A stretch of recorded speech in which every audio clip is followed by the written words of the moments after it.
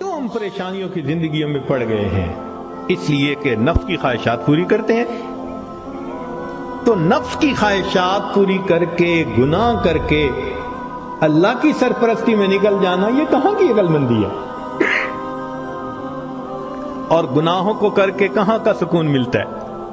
حضرت مفتی محمد شفیع رحمۃ اللہ علیہ فرمایا کرتے تھے کہ تم جتنا چاہو گناہ کرو، تم جتنا چاہو گناہ کرو، اگر اللہ نے تمہاری اسی زندگی کو دوزخ کی مانند نہ بنا دیا تو میرا نام بدل دینا. اور واقعی ایسا ہوتا ہے. جو گناہوں کا استغفار اسی کو دیکھا اجی مر جاتے تو اچھا تھا. اس کا مطلب اتنا تو پریشان ہے نا. دنیا کی زندگی ایسے ہوتی ہے جیسے جہنم میں ہوتا ہے وہ بندہ. تو گناہوں کے راستے پہ اطمینان نہیں ہے. اطمینان، سکون، کامیابیاں، سکھ اگر دیکھا تو وہ نیکی کے راستے پہ دیکھا. وَهُوَ يَتَوَلَّى الصَّالِحِينَ، وہ اللہ تعالیٰ نیکوکاروں کا سرپرست ہے. اللہ تعالیٰ تو چاہتے ہیں میرے بندے تمہیں میں اتنا دوں کہ تم بس کرو، مگر میرے نعمتوں کا شکر ادا کرو.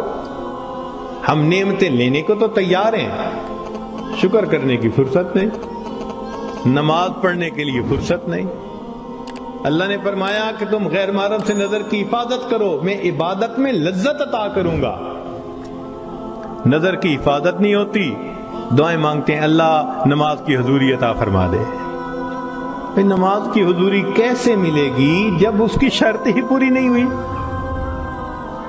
جب نگاہوں نے جھکنا ہی نہیں سیکھا تو نماز کی حضوری تو آؤٹ آف کوسچن ہے نا. پھر